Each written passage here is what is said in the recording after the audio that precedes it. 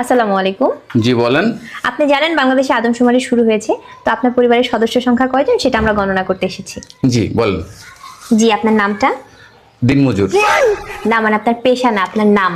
আমার নামই দিনমজুর। আপনি কি বিবাহিত? জি। কয় বছর হচ্ছে বিয়ে করেছেন? 1 বছর। আপনার কি বাচ্চা আছে? জি 2 জন। মানে আমি 2 বিয়ে করেছি। ও আচ্ছা। আপনার স্ত্রীর নাম? ছোটজন না বড়জন? বড়জন? কেয়ামত। কিয়ামত। আর ছোটজন? তুফান। ও তুফান।